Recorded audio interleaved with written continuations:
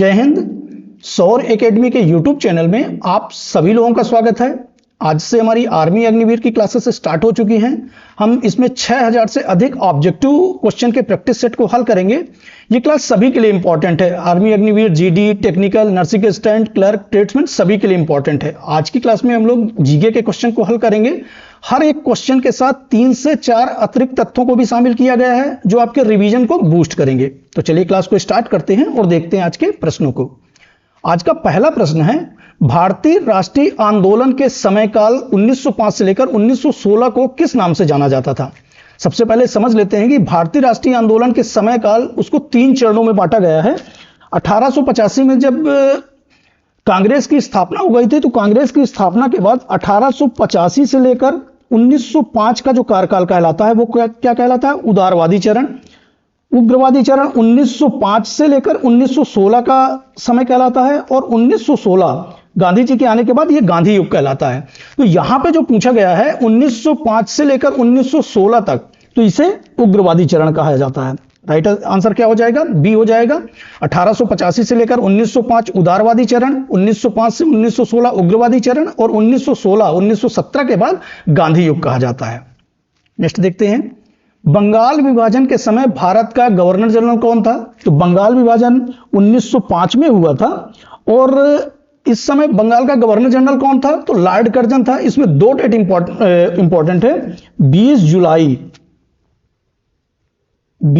1905 को बंगाल विभाजन की घोषणा की गई थी और 16 अक्टूबर, यह भी डेट याद रखिए, 16 अक्टूबर 1905 से बंगाल विभाजन प्रभावी हुआ था। उस समय बंगाल का गवर्नर जनरल कौन था? तो लॉर्ड कर्जन था। फिर 1911 में लॉर्ड होर्डिंग के समय बंगाल विभाजन को रद्द कर दिया गया था। बहुत आसान क्वेश्चन है। कंप्यूटर का पिता किसे कहा जाता है? कंप्यूटर का पिता किसे कहा जाता है? तो ये चार्ल्स बेबेज को कहा जाता है। सभी लोग जानते हैं, आसान सा क्वेश्चन है। माउंट एवरेस्ट पर चढ़ने वाली भारत की पहली महिला कौन सी है? इसमें 2-3 फैक्ट को देखेंगे। सबसे पहला क्वेश्चन तो यह बनता है कि माउंट एवरेस्ट पर चढ़ने वाली सबसे पहली महिला कौन है? तो सबसे पहली महिला कौन सी है? जुंको तबोई। नाम याद रखिए, जुंको तबोई। ये जापान की रहने वाली हैं। ये माउंट एवरेस्ट पर चढ़ने वाली पहली महिला है। यहां पे पूछा गया क्वेश्चन है, माउंट एवरेस्ट पर चढ़ने वाली पहली भारतीय महिला कौन है? तो ये बछेंद्री पाल हैं।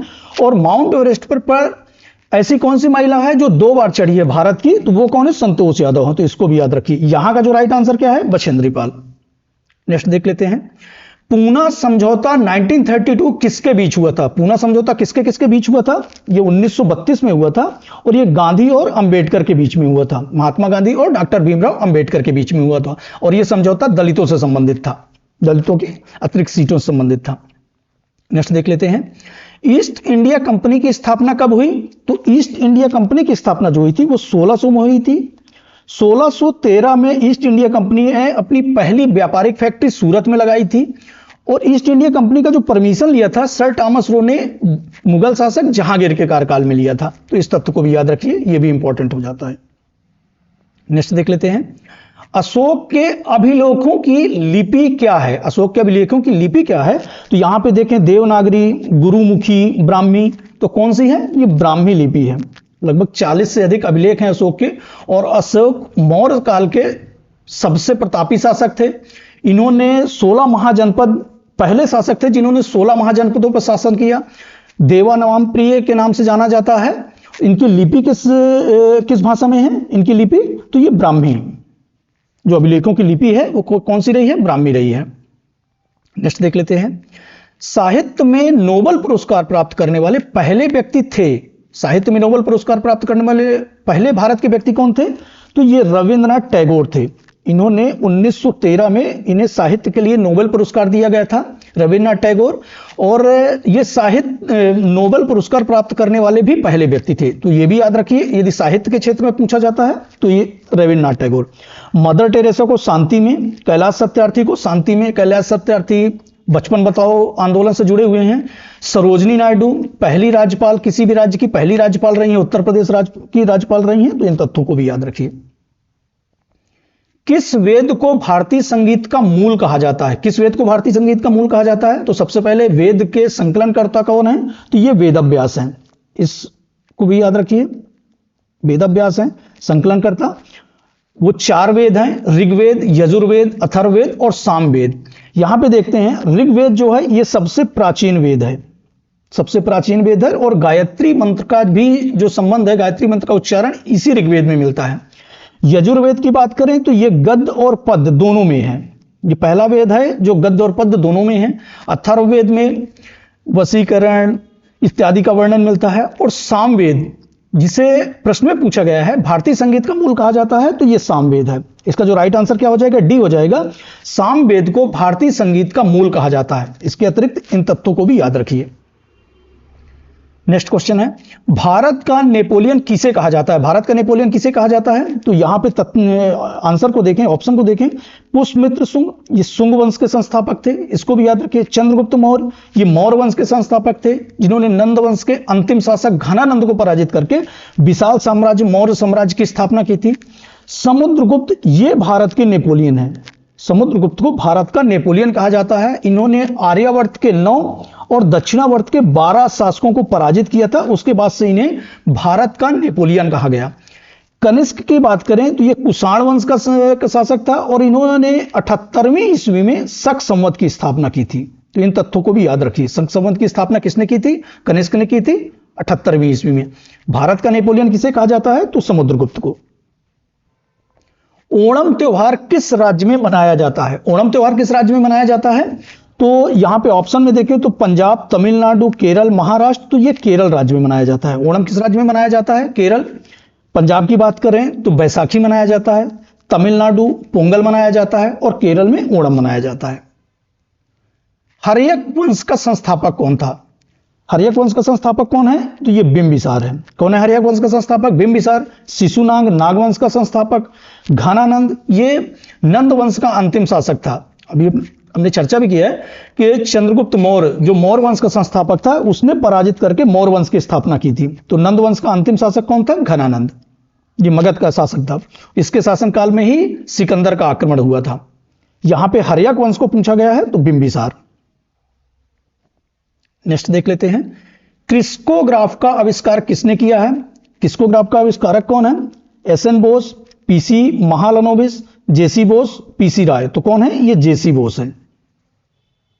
नेक्स्ट देख लेते हैं, दिन और रात किस स्थान पर हमेशा बराबर होते हैं? यहां पे पूछा गया क्वेश्चन है, दिन और रात किस स्थान पर बराबर होते हैं?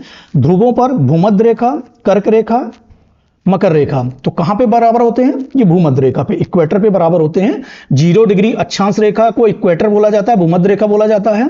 23.5 डिग्री को कर्क रेखा, 23.5 डिग्री उत्तरी अक्षांश की रेखा जो को क्या बोला जाता है? कर्क रेखा। और 23.5 डिग्री दक्षिणी अक्षांश मकर रेखा। इन तथ्यों को भी याद रखिए।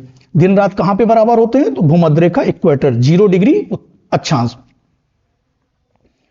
हाल ही में चीन के झांगझू में एशियाई पैरा गेम्स 2023 में भारत ने कुल कितने पदक जीते? अभी चीन में ही एशियाई पैरा गेम्स 2023 संपन्न हुए हैं, उसमें भारत ने कितने पदक जीते हैं? तो भारत ने कुल 111 पदक जीते हैं, 29 गोल्ड के साथ। इसके अलावा इस तथ्य को भी याद रखिए कि भारत इसमें 5वें स्थान पर रहा।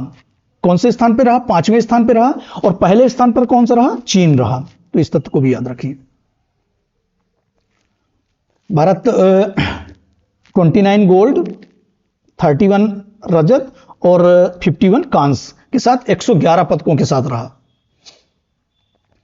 भारत में लौह पुरुष सरदार वल्लभ भाई पटेल की जयंती को किस रूप में मनाया जाता है? स्टैच्यू ऑफ यूनिटी, इनके स्मारक को स्टैच्यू ऑफ यूनिटी के नाम से भी जानते हैं। लौह पुरुष हैं। सरदार वल्लभ भाई पटेल की जयंती को किस रूप में मनाया जाता है? यहां पे ऑप्शन में देखें, स्वतंत्रता दिवस, गणतंत्र दिवस, राष्ट्रीय एकता दिवस, भारत जोड़ो यात्रा। तो किस रूप में मनाया जाता है? तो सरदार वल्लभ भाई पटेल की जयंती को राष्ट्रीय एकता दिवस के रूप में मनाया जाता है, नेशनल यूनिटी डे के रूप में मनाया जाता है। और इनके स्मारक को स्टैच्यू ऑफ यूनिटी भी कहा जाता है। नेक्स्ट देख लेते हैं, भारत का सर्वोच्च नागरिक पुरस्कार कौन सा है? यहां पे ऑप्शन में देखें, भारत रत्न, पद्म विभूषण, पद्म भूषण, पद्मश्री। तो सर्वोच्च नागरिक पुरस्कार कौन सा है? तो ये भारत रत्न है। ये सीरीज से लिखे हुए हैं। उसके बाद पद्म विभूषण है, उसके बाद पद्म भूषण है और उसके बाद पद्मश्री है। सर्वोच्च नागरिक पुरस्कार कौन सा है? तो भारत रत्न है। एक खगोलीय इकाई दूरी कौन सी होती है? नेक्स्ट क्वेश्चन है, एक खगोलीय इकाई दूरी कौन सी होती है? तो ये कौन सी होती है? पृथ्वी और सूर्य के बीच की दूरी। पृथ्वी और सूर्य के बीच की दूरी को क्या बोला जाता है? एक खगोलीय इकाई दूरी। नेक्स्ट देख लेते हैं, क्रांतिकारी बिरसा मुंडा की जयंती को किस रूप में मनाया जाता है? इंपॉर्टेंट क्वेश्चन है। अभी हाल में ही इनकी जयंती मनाई गई है और एक जयंती को एक नाम दिया गया है, एक रूप में मनाया जाता है। तो कौन से दिवस के रूप में मनाया जाता है? भारत गौरव दिवस, जनजाति गौरव दिवस, राष्ट्रीय गौरव दिवस, स्वतंत्रता सेनानी गौरव दिवस। तो ये जनजाति गौरव दिवस, क्रांतिकारी बिरसा मुंडा की जो जयंती है 15 नवंबर, इस डेट को भी याद रखिए, 15 नवंबर को भारत जनजाति गौरव दिवस के रूप में मनाता है। नेक्स्ट देख लेते हैं, भारत के संविधान में समवर्ती सूची की प्रेरणा कहां के संविधान से लिया गया है? भारत के संविधान में जो समवर्ती सूची है वो कहां के संविधान से प्रेरित है? तो ये ऑस्ट्रेलिया के संविधान से प्रेरित है। कहां के? ऑस्ट्रेलिया के संविधान से। ब्रिटेन के संविधान से हमने संसदीय प्रणाली लिया है। संसदीय प्रणाली को हमने कहां से लिया है? ब्रिटेन के संविधान से। अमेरिका से हमने लिया है मौलिक अधिकार। मौलिक अधिकार हमने कहां से लिया है? अमेरिका के संविधान से। समवर्ती सूची हमने कहां से लिया है? ऑस्ट्रेलिया से। प्रस्तावना की भाषा भी हमने ऑस्ट्रेलिया से लिया है। तो इस तथ्य को भी याद रखिए। पद्मश्री पुरस्कार पाने वाली पहली भारतीय अभिनेत्री कौन थी हैं? मधुबाला, नरगिस दत्त, रेखा, देविका रानी। तो पद्मश्री पुरस्कार पाने वाली पहली अभिनेत्री कौन सी हैं? तो ये नरगिस दत्त हैं। एशिया महाद्वीप का सबसे बड़ा पुरस्कार इनमें से कौन सा है? ऑप्शन में देखें, भारत रत्न, ग्रैमी पुरस्कार, रमन मैग्सेसे अवार्ड, मान बुकर प्राइज। तो कौन है? एशिया महाद्वीप का जो सबसे बड़ा पुरस्कार है वो रमन मैग्सेसे पुरस्कार है। कौन सा है? रमन मैग्सेसे। इसे एशिया का नोबेल पुरस्कार भी बोला जाता है। भारत रत्न की बात करें तो भारत का सबसे बड़ा सर्वोच्च नागरिक पुरस्कार है। ग्रैमी पुरस्कार संगीत के क्षेत्रों में दिया जाता है। मान बुकर प्राइज ये साहित्य लिटरेचर के क्षेत्र में दिया जाता है। तो इसको भी याद रखिए। रमन मैग्सेसे अवार्ड को फिलीपींस सरकार द्वारा वहां के राष्ट्रपति रमन मैग्सेसे की याद में दिया जाता है। तो इस तथ्य को भी याद रखिए। खुदाई खिदमतगार संगठन की स्थापना किसके द्वारा किया गया था? खुदाई खिदमतगार संगठन किसके द्वारा स्थापित किया गया था? तो ये किसके द्वारा? खान अब्दुल गफ्फार खान। खान अब्दुल गफ्फार खान है जिनके द्वारा खुदाई खिदमतगार संगठन की स्थापना की गई थी। इन्हें सीमांत गांधी भी बोला जाता है। क्या बोला जाता है? सीमांत गांधी। तो इस तथ्य को भी याद रखिए। 1929 में पेशावर में खुदाई खिदमतगार संगठन की स्थापना की थी। इसके अलावा ज्योतिबा फूलों की एक महत्वपूर्ण पुस्तक है गुलामगिरी। इसको भी याद रखिए, महत्वपूर्ण प्रश्न है। गुलामगिरी किसकी रचना है? ये ज्योतिबा फूलों की। नेक्स्ट इंपॉर्टेंट क्वेश्चन है, अफ्रीका की सबसे ऊंची चोटी का नाम क्या है? तो अफ्रीका की जो सबसे ऊंची चोटी है वो किलिमंजारो है। कौन सी है? किलिमंजारो है। माउंट एवरेस्ट की बात करें तो विश्व की सबसे ऊंची चोटी और एशिया महाद्वीप की सबसे ऊंची चोटी कौन सी है? माउंट एवरेस्ट है। माउंट एल्ब्रुस ये यूरोप की सबसे ऊंची चोटी है। माउंट एवरेस्ट को नेपाल में सागरमाथा भी बोला जाता है। तो इस तथ्य को भी याद रखिए। पृथ्वी सूर्य के चारों तरफ चक्कर लगाती है, यह किस वैज्ञानिक द्वारा सर्वप्रथम खोज की गई थी? पृथ्वी सूर्य के चारों ओर चक्कर लगाती है, यह किस वैज्ञानिक द्वारा सर्वप्रथम खोजा गया था? तो न्यूटन, कॉपरनिकस, आर्यभट्ट, डाल्टन। किसके द्वारा? ये कॉपरनिकस के द्वारा खोजा गया था। किसके द्वारा खोजा गया था? कॉपरनिकस के द्वारा। प्रतिवर्ष अंतरराष्ट्रीय जैव विविधता दिवस कब मनाया जाता है? अंतरराष्ट्रीय जैव विविधता दिवस प्रतिवर्ष कब मनाया जाता है? तो ये 22 मई को मनाया जाता है। इंपॉर्टेंट दिवस है, इसको याद रखिए। राष्ट्रीय सुरक्षा दिवस कब मनाया जाता है? तो राष्ट्रीय सुरक्षा दिवस 4 मार्च को मनाया जाता है। यह भी इंपॉर्टेंट दिवस है। राष्ट्रीय सुरक्षा दिवस 4 मार्च को मनाया जाता है। नेक्स्ट देख लेते हैं, भारतीय संविधान का कौन सा अनुच्छेद जम्मू कश्मीर राज्य को विशेष दर्जा देता था? भारतीय संविधान को कौन सा अनुच्छेद जम्मू कश्मीर राज्य को विशेष दर्जा देता था? तो आर्टिकल 370 जो अभी समाप्त कर दिया गया है, आर्टिकल 370 जम्मू कश्मीर राज्य को विशेष दर्जा देता था। नेक्स्ट देख लेते हैं, भारत और चीन को कौन सी अंतरराष्ट्रीय रेखा विभाजित करती है? तो भारत और चीन को कौन सी अंतरराष्ट्रीय रेखा विभाजित करती है? तो यह मैकमोहन रेखा है। भारत और चीन को विभाजित करने वाली अंतरराष्ट्रीय रेखा कौन है? मैकमोहन रेखा। रेडक्लिफ रेखा किसको? भारत और पाक को। भारत और पाक को कौन सी रेखा विभाजित करती है?